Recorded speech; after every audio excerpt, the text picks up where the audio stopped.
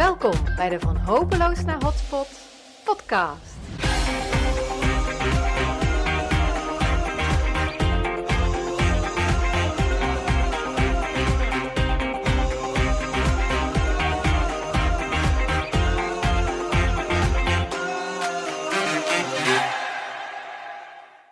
Hoi, hallo, welkom bij de allereerste uitzending van de Van Hopeloos naar Hotspot podcast.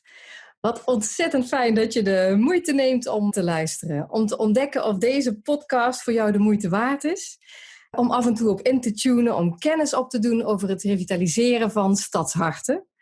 Want, zoals ik in de trailer al aankondigde, ligt de focus in deze podcast op het versterken, verrijken en vernieuwen van binnensteden en centrumrandzones. Omdat daar, voor mijn gevoel, de uitdagende opgaven liggen op dit moment. Want ja, zo ervaar ik dat echt in mijn werk als herontwikkelaar. Mijn intentie is om kennis uit te wisselen op een persoonlijke manier en met niveau en diepgang, zodat we met z'n allen beter beslagen ten ijs kunnen komen en op een ontspannen manier heel mooie resultaten kunnen behalen.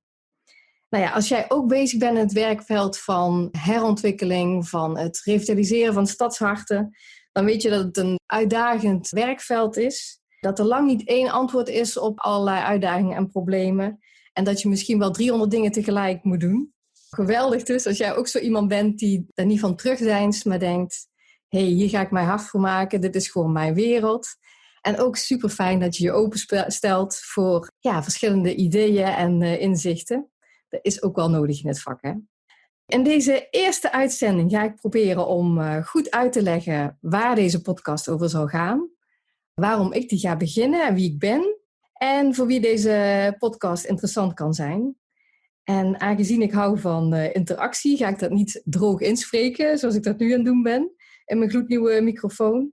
Maar ik heb een collega-ondernemer en vriendin gevraagd om mij te interviewen. En dat is namelijk Kat Corneau. Dat is iemand die echt het goud kan halen uit mensen. En dat vind ik gewoon fijn om met haar samen dit te doen. Dat scheelt ook weer in de zenuwen. Kat, stel je even voor en lead the way. Hey allemaal, hoi. Hey Sandra, wat leuk dat ik in jouw eerste uitzending mag zijn. Ik haal het goud uit mensen, dat vind ik leuk. Ik geloof dat ieder mens, iedere ondernemer goud in zich heeft. En ik vind het heel erg leuk om te kijken hoe je dat het beste eruit kan halen. En ik help mensen met het vertellen van hun verhaal en dat om te zetten in content voor social media. En wij kennen elkaar nu een tijdje en ik vind het heel erg leuk om even wat meer te horen van jou over deze podcast. Sandra, kan jij jezelf misschien eventjes voorstellen? Ja, dat kan ik wel proberen. Nou, ik ben een innovatieve herontwikkelaar van oude gebieden en gebouwen. En dat vind ik echt een geweldig vak, omdat het bijdraagt aan het revitaliseren van steden en dorpen die we allemaal nodig hebben om ons te voeden en om ons thuis te voelen. Ik ben eigenaar van Glowing Places. Dat is een adviesbureau op het vlak van stedelijke transformatie en herbestemming. En van daaruit werk ik als strategisch adviseur, als spreker en als auteur. Mijn persoonlijke missie is om mensen, organisaties en plekken te laten groeien en bloeien. Te laten gloeien eigenlijk. Vandaar mijn bedrijfsnaam Glowing Places. Ja, en met wie werk ik dan? Ik werk met initiatiefrijke en daadkrachtige mensen bij overheid en markt, die dolgraag een gebied van neergang en leegstand willen transformeren naar een plek van betekenis. Van hopeloos naar hotspot, weet je wel. En die mensen die worstelen vaak met de organisatie van dit soort opgaven, met de financiële haalbaarheid ervan, met de veelomvattendheid, het waar moet ik beginnen, en met de publieke dimensie. De krant staat ervan vol vaak. En ook met de broodnodige innovaties die het vraagt, en waar mensen zich vaak ook niet eens van bewust zijn. Nou, en ik geef mijn klanten dan handvatten hoe je stedelijke transformatie effectief kunt aanpakken. Door kennis en inspiratie te delen en natuurlijk door volop mee te denken. En zo hoeven mensen dus niet het wiel zelf uit te vinden, maar kunnen ze veel sneller positieve impact hebben, waardoor ze zich ondersteund en versterkt voelen. Wat mij onderscheidt van andere transformatie-experts is mijn jarenlange ervaring in Transformatiestad Eindhoven. Sinds ik daar ben afgestudeerd op de TU, bouwkunde in 2000, heb ik daar 20 jaar met de poten in de modder gestaan als ambtenaar en meerdere gebiedsontwikkelingen geïnitieerd en samen met velen tot wasdom gebracht. Zoals Strijp S en Domus Dela, maar ook het stationsgebied, VDMA. En ja, als persoon, ik denk dat ik mij onderscheid omdat ik echt een out-of-the-box denker ben. Met een verschrikkelijk ondernemende geest, neus voor kansen en een grote leerhonger. En op de een of andere manier heb ik het vermogen om mensen enthousiast te maken. Nou ja, tenslotte heb ik ook een nogal getrainde omdenkspier, die ik niet alleen te danken heb aan mijn vak, maar ook aan het feit dat ik al 10 jaar hersenletselpatiënt ben, ten gevolge van een ongeluk 10 jaar geleden. Ondanks allerlei gezondheidsuitdagingen volop in het leven sta. Ik kijk altijd naar wat wel kan. En ik ben de oppervlakkigheid voorbij. Dus als ik iets niet snap of als ik iets niet kan, dan zeg ik dat ook. Ik doe het niet mooier voor dan dat het is en vraag om hulp. Dus ook bij deze podcast ben ik op zoek naar mensen die de eerlijke en oprechte verhalen willen delen. Hè? Dus niet alleen de pracht, maar ook de shit. Ik hoop dat mensen dat ook kunnen waarderen. En bijvoorbeeld als we het hebben over het weer laten bonken van stadsharten. Ik weet nog best weinig over het reilen en zeilen in binnensteden. Dus voor mij is dat echt een onderzoek. Bij de centrumrandzones en de spoorzones, daar weet ik heel veel dingen. Daar voel ik ook meer comfort. Maar er is ook gewoon nog een heel stuk wat ik niet ken. En daar ben ik nieuwsgierig naar. Cool, wat leuk zeg. Nou, tof om te horen. Hey San, jouw podcast heet Van Hopeloos naar Hotspots. En dat kunnen natuurlijk allerlei plekken zijn. Jij hebt net al een heleboel dingen genoemd. Maar je zegt ook van, je bent eigenlijk wel nieuwsgierig naar die transitie in de binnensteden, de centra. En je geeft ook al aan van, ik heb daar nog niet zoveel ervaring mee. Dus waarom wil je daar nu nog verder mee aan de slag? Ja, omdat ik ervaar dat het de opgaves zijn op dit moment. Hè? Dus ik ben al 20 jaar bezig met herontwikkeling. En het waren altijd de industrieterreinen, een beetje aan de rand. Of er is een kerk of een klooster, dat kan overal staan. Maar nu, de plekken waar de leegstand zich samenpakt, dat zijn de binnensteden. En dan en de randzones daaromheen. Ja, dat is dus echt gewoon in het hart van onze steden. En vind ik best wel indrukwekkend van hoe kunnen we daar nou op een goede manier mee omgaan, zeg maar. Dat geldt voor mij, maar ik denk dat dat voor heel veel mensen is. Want het zijn ook de plekken waar heel veel transities die gaande zijn, dan samenkomen. Bijvoorbeeld de kantorenleegstand, dat komt daar samen. De winkelleegstand uiteraard. De veranderingen in het werken. Ontkerkelijking, heel veel erfgoed in binnensteden. Ja, dat komt allemaal bij elkaar. Dus het zijn de opgaves van nu en het zijn complexe opgaves, laat ik het zo zeggen, waarbij veel aan de hand is.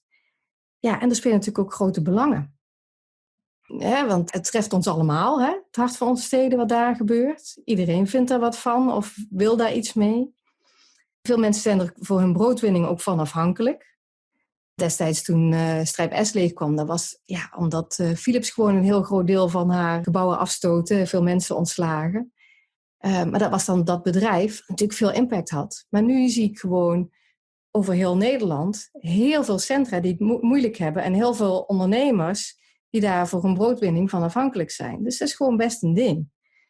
De financiële belangen zijn groot, van de ondernemers zelf, maar ook van de eigenaren natuurlijk. Ja, en er zijn heel veel verschillende spelers die erbij betrokken zijn. Er zijn zoveel partijen en zoveel mensen bij betrokken dat het niet eens heel makkelijk is om bepaalde keuzes te maken, een bepaalde richting in te slaan. Want je moet het er ook nog een keer met elkaar over eens zijn.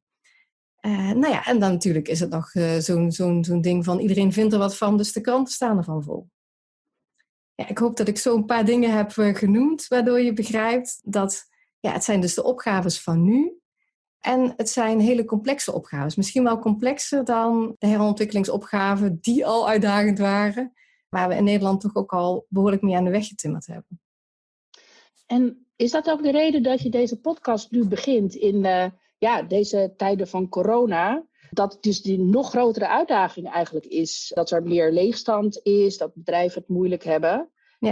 Is dat nou een van de redenen waarom je dit nu de wereld inslingert, die podcast? Ja, dat klopt. Ja, dat heb je goed bedacht. Want ik denk dat de problemen die er al waren door corona gewoon enorm versterkt worden. Ik wil echt niet puur een corona-gerelateerde podcast maken. Daar gaat het mij niet om. Ik wil graag de transitie die al gaande was en die nou waarschijnlijk versneld wordt. Ja, daar wil ik aan bijdragen dat er op niveau kennis wordt gedeeld en mensen elkaar kunnen inspireren. Dat wil ik graag doen. Want dat vergat ik eigenlijk net nog te zeggen. Kijk, plekken waar veel problemen zich concentreren, ja, dan kun je zeggen dat is heel erg. En dat zijn precies ook de plekken, ja, de broedplaatsen, de innovatiemilieus van de toekomst. Dus door de pijn heen grijpen en toch onvermijdelijke veranderingen op een zo goed mogelijke manier neerzetten met elkaar, of organiseren met elkaar, ja, daar is nu wel echt de tijd voor, zeg maar. En ja, waarom nog meer tijdens corona? Dat is ook een beetje een persoonlijke reden. Je hoorde me net al zeggen, een van de dingen die ik doe is, ik ben spreker. Ik hou overal en nergens pep talks om mensen op ideeën te brengen voor transformatie en om ze te helpen omdenken. Maar ja, dat gaat het nu niet worden in deze tijd. Dus ik denk van ja, ga ik dan dat stukje van mijn bedrijf maar eventjes niet doen? Of ja, misschien is nou juist deze tijd wel geschikt om te kijken, ja, wat wel kan op dat vlak. En nou ja, ik had stiekem ergens hoog op de plank had ik het idee liggen om een podcast te ontwikkelen. Maar ja, daar had ik nooit tijd voor. Ik denk, ja, dat is misschien nu wel het moment voor. Dus het voorziet waarschijnlijk in een behoefte. En ik heb er nu de tijd voor om dat te gaan doen. Dus ja, vandaag. Ja. Oef, leuk joh. Hey, en voor wie is deze podcast bedoeld? Ik denk dat het vrij breed is. Ik heb bedacht van ja, sowieso voor professionals en bestuurders die bezig zijn met ruimtelijke ordening en economische ontwikkeling. Maar natuurlijk ook voor ondernemers in binnensteden. Misschien ook wel voor onderzoekers, media. Ja, dat moet eigenlijk ook een beetje blijken, zo gaandeweg, van wie er zich nog meer hier iets uithaalt waarvan je denkt van, oh, dat is interessant, gaan we weer verder. Maar ik denk een beetje zo in die hoek, zeg maar. Cool. Hey, en waarom in de vorm van een podcast? Ja, ik heb een paar podcast-interviews gedaan. En die zijn hartstikke goed bevallen. Want ik vond het ja, eigenlijk op een hele ontspannen manier heb je een gesprek met elkaar. Met diepgang. En ja, waarin je ook echt wel kennis en inspiratie kunt delen. Nadat ik dus geïnterviewd was een paar keer, ben ik ook een aantal podcasts gaan volgen. En ja, als je mij een beetje kent, ik ben echt zo iemand, ik heb een leerhonger. Hè? Dus mijn auto is een rijdende collegezaal. En ik heb daar gewoon enorm van genoten, van een aantal podcasts die ik volg. En ja, ik denk van, dat vind ik gewoon een fijne vorm. En het is ook hartstikke overzichtelijk als mensen zich echt op een bepaald onderwerp richten bij een podcast. En dan een beetje keurig in de aftiteling zeggen van waar het over gaat. Ja, dan kun je dus ook echt heel goed uitzoeken van, dit is interessant voor mij en die misschien minder, of die luister ik later. Of heb het allemaal handig bij elkaar, zeg maar. Dat vind ik gewoon heel prettig. Nou ja, en ook een beetje in de categorie wat nu wel kan. Ja, we kunnen elkaar niet ontmoeten. Dat is jammer, Kat, hè? Want jij zit in Amsterdam en ik zit hier in Eindhoven. Maar ja, we spreken elkaar wel. En we hebben het niet alleen maar over koetjes en kalfjes, maar we hebben het ergens over. Ja, dus ik kijk ook echt uit naar, ja, om vele mooie gesprekken met mensen te voeren. En dan een beetje in de categorie, ja, ik zie dit echt als een expeditie. Het is een expeditie naar interessante mensen, inzichten, verhalen. Gewoon dingen die de moeite waard zijn om te delen over de transitie die stadsharten nu doormaken. En hoe dat te bespoedigen of te verbeteren of wat dan ook. En natuurlijk is het ook een experiment. Want ik heb nog nooit een podcast gehost. En ik moet gaan kijken hoe dit gaat worden en wat het gaat opleveren. Maar ja, ik heb er in ieder geval heel veel zin in. Dus ja, weet je dat. Weet je, die energie van we gaan het gewoon zien, we gaan het gewoon aan. En er is gewoon nog zoveel te leren op dit vlak. En wanneer nemen we daar nou echt de tijd voor? Dus ik denk nu, ja. Nu is al een goed moment. Hey, maar ik begrijp een beetje uit je verhaal dat je mensen gaat interviewen. Of hoe ga je het precies aanpakken? Ja, inderdaad. Dat is je idee. Ja, mijn idee is dat ik mensen ga interviewen. In ieder geval, zo ga ik beginnen. Dus ik pin me er niet op vast dat de vorm op een gegeven moment verandert. Hè? Want ja, het is een beetje vormvrij. Het kan ook zijn dat ik op een gegeven moment denk van, hier kan ik zelf gewoon een heel mooi verhaal over houden. Of ik maak iets mee of ik ben ergens en ik wil daar verslag van doen. Maar je hebt gelijk, ik heb zeker het idee om veel mensen aan het woord te laten. En om dan samen met hun, om hun een podium te geven eigenlijk. En om samen met hun te verdiepen en verder te denken. Zo'n beetje zo. En waar kunnen we de podcast straks vinden? Op iTunes kun je het straks vinden. En op Spotify, niet op Soundcloud. Want dan moet je dan weer apart inkopen, begreep ik.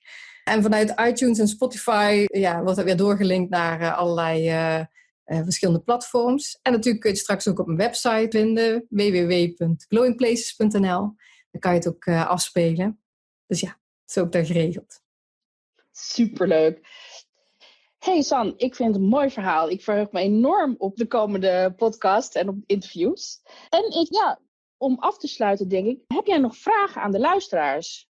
Ja, ik zou het superleuk vinden om van je te horen wat je inzichten zijn, hè, als je een podcast hebt geluisterd. En mocht je geweldige ervaringen te delen hebben, of denken van nou, die experts of die bestuurders, die moet je interviewen tijdens deze expeditie. Nou, schroom alsjeblieft niet om even een mailtje te sturen naar info@glowingplaces.nl of een linkje te leggen via LinkedIn. Je vindt mij daar onder mijn naam, Sandra Poelman.